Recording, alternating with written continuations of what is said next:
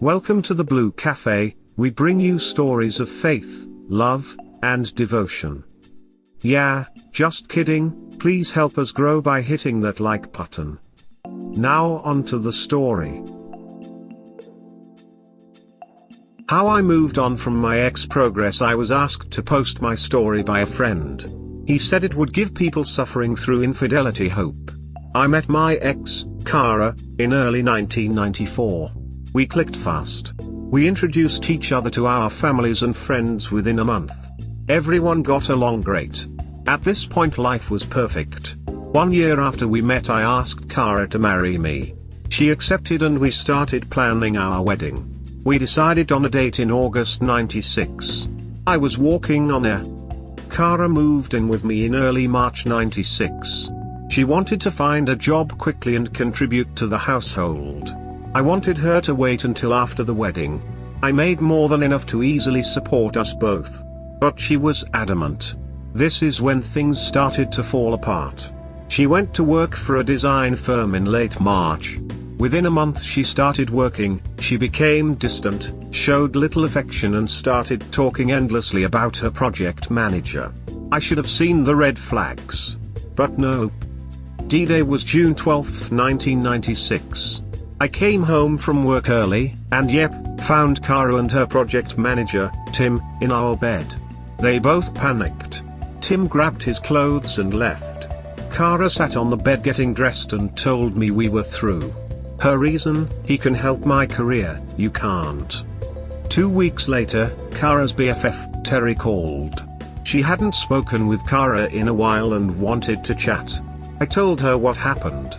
She thought I was making a joke and started laughing. When I was silent, Terry realized I was serious. Kara had been kind enough to give me her new address and phone number, if I ever wanted to chat or visit, like that was going to happen. I gave Terry her address and number. Terry came to my house about 2 hours later. She is normally very upbeat and smiling. This time, she looked like she wanted to murder someone. She came in and gave me a hug. She cut loose with a massive outburst about Kara and how she was lying beword and that she was done with her. Kara had told Terry that I was physically and emotionally abusive. What a pile of crap. Terry and I started hanging out together. We never really talked a lot before. Turns out we both absolutely love British history and Italian food. Terry went back to school to finish her thesis in the fall of 96. We called each at least once a week and we also visited each other a few times. In early November I called and asked if I could visit her on the 9th. She was about to start doing some hard research and I knew her time was going to be needed for her project. I went to her apartment. When I got there, she asked me if I was calling and visiting her because I wanted to talk to someone or was it because I liked time with her. This made me chuckle. I told her that my friends live within a mile of me. If I wanted to just talk or hang out I wouldn't run up my phone bill or drive 2 hours. I liked being with her. She smiled and we went out for dinner and a movie. When we went back to her place she turned and kissed me. I was stunned but quickly recovered and kissed her back. Our first date, first kiss and the first time we slept in the same bed. The other first happened the next day when I left to get breakfast for us and came back to her apartment with an engagement ring. We were married on May 9, 1998. A few months after we were married, my sister called. Kara wanted to talk to me. She gave my sister her number. Terry said I should call so I did. She apologized and wanted to know if we could try again. I thanked her and said I had moved on. At this point Terry got on the call. Kara ended the call quickly after that. Kara called my sister and said that we had betrayed her. WTF. Edit: I should have included this in the original post but forgot to. In September I was visiting Terry and we're hanging out at a willow grove in Gypsy Hill Park. We were talking about nothing in particular. She turned to me and took my hand and said, I know you're hurting, I know you're trying to hide it. I want you to know that when you are ready to try again I will never let go of your hand. I broke at that point. Every emotion that I had been holding back came pouring out. That was when I started to see her as more than a friend. It would be another 2 months before we became a couple. I believe that walk was our turning point.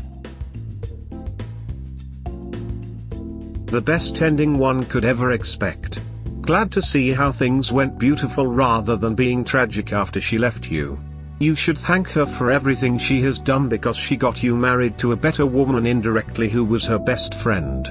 There is nothing better than getting revenge on your cheating ex by marrying their best friend and living happily. I wish you the best of luck, my friend.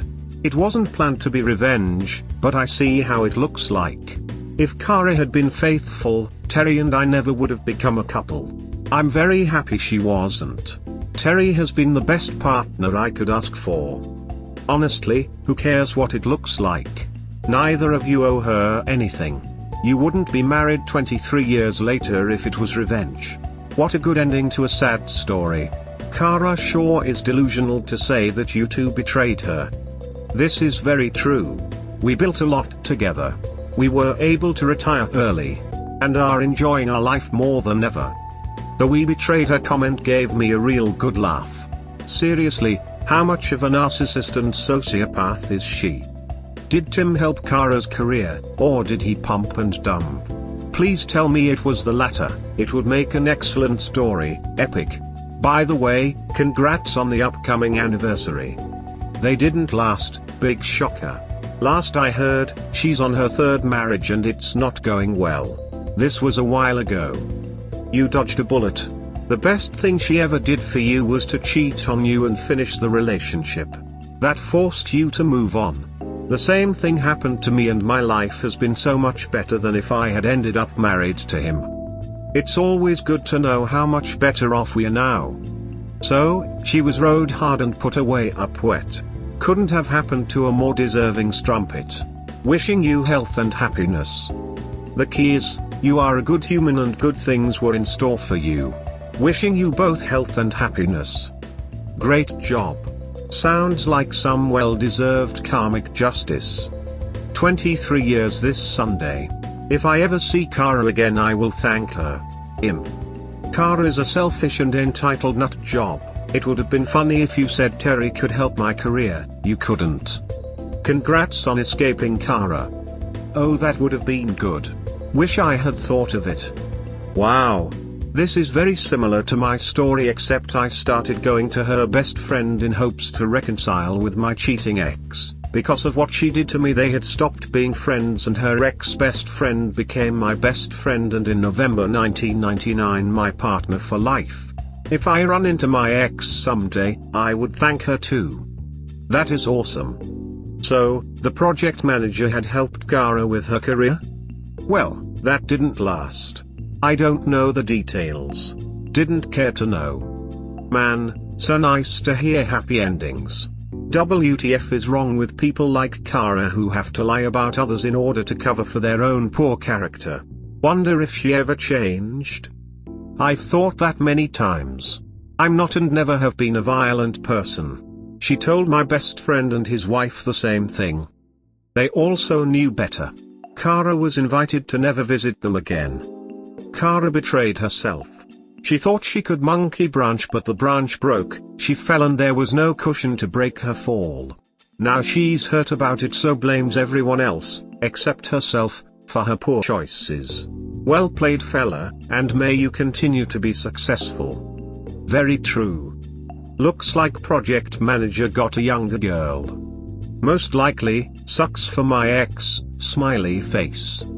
Or that he's been sleeping around too widely that the project simply flunked and everyone on board sank with him. Man, this is so wholesome. Damn, I just gave out my awards to another one, this post deserved it better. Anyway, I wish you all the very best. That's okay. I'm glad you liked it. I was asked to post my story because it has a happy ending and so few infidelity stories do. I'm actually surprised it has gotten the traction it has. I was prepared for a lot of backhanded comments. You moved on from your ex so easily, because you had someone there to move on with. We're not all so lucky. I'm glad it worked out for you. Best case scenario. I just read your post. Your situation was far worse than mine. I'm so sorry it happened to you. Thriving, you can't deny that. I was lucky. Also, I didn't mention anything about the emotional roller coaster I was on. It was a bad point that I would like to forget. That's a story with extreme potential to inspire many other people. I got so happy reading it, so I had to do it again. I hope you and Terry are doing fine today. 25 years as a couple. Our 24th anniversary will be this upcoming May. We've done very well. That's amazing. Have a good anniversary for you too. Thank you. We are planning a nice trip. Funny how the betrayers feel betrayed after we move on. They must actually think that we just sit waiting for them to finish their fling and expect to come back home. Crazy. I'm glad you found love in someone better, and you got to make X feel mad. That confuses me as well. I do remember telling her that there would be no chance for reconciliation after she finally moved out. Same with my ex. Then after I had finally moved on, and she saw it, I was made the proposition to get back together. Politely declined as we both had gone in different directions. Her face said it all at that moment. It didn't bring satisfaction because I known that feeling of lose. Luckily I didn't actually see her face. But nothing would have changed. Didn't change mine either. The pain was too real. Happy for you. Did she ever try to contact you again? I do not know if you guys had kids or not, but my dad made sure that I never could have possibly met his ex-wife who cheated on him, and was physically attacked by her. If you had kids, I wonder how she felt when she found that out. She wrote a letter to my wife. But it was never read. The letter ended up in a fireplace. My wife wasn't interested in what Kara had to say. We were not able to have children. We are okay with that. Plenty of nieces and nephews to spoil. So it's all good. We hope that by sharing these stories with interested folks like you, we can help people recognize the signs of a relationship in trouble, and avoid so many of these heartbreaking situations yourselves. Have a good day or night. Wherever you are.